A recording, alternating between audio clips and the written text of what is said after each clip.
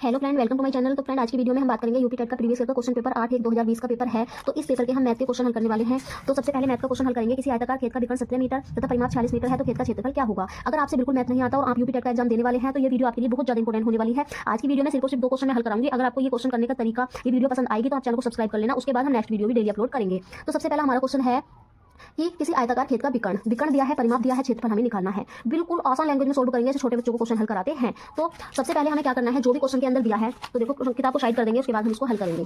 तो सबसे पहला जो क्वेश्चन है हमने इसमें लिख लिया है कि हमें विकर्ण दिया है और परिमाप। तो यहाँ पर हमने लिख लिया कि विकर्ण इतना है और परिमाप हमारा इतना है। उसके बाद हमें क्या करना है, जो आयत होता है, इसमें आयताकार खेत की बात की गई है, तो आयत का जो क्षेत्रफल होता है वो क्षेत्रफल कितना होता है, लंबाई गुणा चौड़ाई। ठीक है, लंबाई गुणा चौड़ाई। यहाँ पर एल फॉर लंबाई, बी फॉर ब्रीथ मतलब चौड़ाई। तो आयत ये होता है हमारा, ठीक है, तो इसका होता है लंबाई गुणा चौड़ाई। हिंदी में लिख लेंगे लंबाई गुणा चौड़ाई। ठीक है, अब आयत का जो विकर्ण होता है उसका जो फॉर्मूला होता है, आयत का विकर्ण बराबर ये होता है अंडर रूट लंबाई का स्क्वायर प्लस चौड़ाई का स्क्वायर। ठीक है, सिर्फ ये 2 चीजें हमें याद होनी चाहिए और हमारा क्वेश्चन आसानी से हल हो जाएगा। जितने भी आयत के क्वेश्चन आएंगे इन 2 फॉर्मूले से रिलेटेड ही आएंगे। तो हमें क्या करना है, अब यहाँ पर आयत का विकर्ण हमें दिया है, कितना दिया है, 17। ठीक है, और लंबाई ना हमें पता ना ही हमें चौड़ाई पता, तो लंबाई कितनी लिख देंगे, L square plus B square. ठीक है, अब हम क्या करेंगे, यहाँ पर दोनों पक्षों का वर्ग। ठीक है, तो दोनों पक्षों का वर्ग कैसे करते हैं, तो दोनों तरफ हम क्या लगा देंगे, घात 2। वर्ग करने का मतलब होता है दोनों तरफ घात 2 लगाना। ठीक है, तो यहाँ पर भी हम घात, देखो ये तो हमने ऐसे ही लिख लिया। अब हम इसकी घात 2 लगाएंगे तो ब्रैकेट लगा के लगाएंगे। उसके बाद 17 का जो वर्ग होता है कितना होता है, यानी 17 की घात 2 का मान कितना होता है, तो यहाँ पर देखो 17 की घात 2 का मान होता है, अगर आपको याद है तो ठीक है, वरना आप 2 बार इनकी गुणा कर लेंगे, ये होता है 289। ठीक है, और जब अंडर रूट के ऊपर स्क्वायर होता है तो स्क्वायर अंडर रूट को काट देता है, तो यहाँ से बचेगा आपका L square plus B square. ठीक है, ये हो गया 289 बराबर L square plus B square. अब या करके इसको हम ऐसे भी लिख सकते हैं, L square plus B square बराबर 289। अब इसको हम समीकरण 1 मानकर यहीं पर छोड़ देंगे। ठीक है, उसके बाद यहाँ पर दिया है परिमाप। तो परिमाप कितना होता है, आयत का परिमाप होता है 2 लंबाई प्लस एल का मतलब यहाँ लंबाई है और बी का मतलब यहाँ चौड़ाई है, 2l प्लस बी होता है। लेकिन परिमाप दिया कितना है, यहाँ पर 46। कितना परिमाप दिया है, तो परिमाप के नीचे हमें परिमाप लिख देंगे जो दिया हुआ है। लिख दिया यहाँ पर 46 बराबर 2l प्लस बी। अब एक चीज ध्यान रख ले, जो भी चीज इधर गुणा में होती है वो इधर बटे में जाती है, या जो इधर गुणा में है वो इधर बटे में जाती है। मतलब गुणा का उल्टा क्या होता है, भाग। तो यहाँ पर जो 46 है इसके भाग में क्या आ जाएगा, ये 2, क्योंकि ये इधर गुणा में लिखा हुआ है। अब बराबर में कितना बचेगा, एल प्लस बी। अब 2 से इसको भाग करेंगे तो यहाँ पर देख लेंगे 2 से कैसे भाग करेंगे। देखो 2 दूनी 4, 6 उतार लिया, 2 तिया 6, तो कितना आ जाएगा यहाँ पर 23।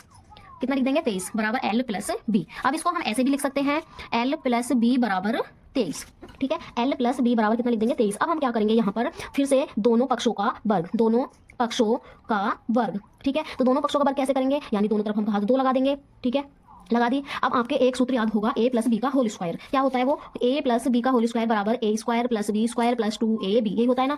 तो यहाँ पर ये कर देंगे L square plus B square plus 2lb। देखो ए के स्थान पर एल, बी के स्थान पर बी। ठीक है, अब बराबर 23 की घात 2 है, तो 23 की घात 2 का मान कितना होता है आपका, ये होता है 529। आप 2 बार गुणा करके लिख सकते हैं। ठीक है, उसके बाद क्या करेंगे हम, यहाँ पर देखो L square plus B square हमारा कितना था, यहाँ पर 289, 289 प्लस 2lb बराबर 529। ठीक है, अब देखो ये वाली चीज इधर प्लस में है 2lb के, तो ये इधर किस में चली जाएगी, माइनस में। तो इसको लिख देंगे 2lb बराबर 529 माइनस 289। अब 529 में से 289 को हमें माइनस करना है, तो 529 में से 289 को माइनस कैसे करेंगे, 2lb बराबर 9 में से 9 गया 0, 2 में से 8 नहीं जाएगा, 12 में से 8 गए 4, यहाँ रहेगा 4, 4 में से 2 गए 2, तो कितना बचेगा 240। अब देखो एल और बी की गुणा में कितना है 2, तो ये वाला 2 इधर किस में आ जाएगा, बटे में, ये हो जाएगा 240 बटे 2। अब इससे इसको भाग कर देंगे, 2 कम 2, 2 दूनी 4, 120 आएगा भाग करके। तो एल और बी का मान कितना आ गया यहाँ पर 120। अब एल और बी का मान ही हमसे पूछा है, क्यों, क्योंकि हमसे क्या पूछा है इन्होंने, क्षेत्रफल। देखो फिर से एक बार क्वेश्चन देख लेंगे, खेत का क्षेत्रफल क्या होगा, तो क्षेत्रफल क्या होता है, आयत का लंबाई और चौड़ाई तो होता है, लंबाई गुणा चौड़ाई, तो ये लंबाई होगी, ये चौड़ाई होगी, कितना आ गया 120। कितना आ गया 120। ठीक है, तो ये हमारा क्या हो गया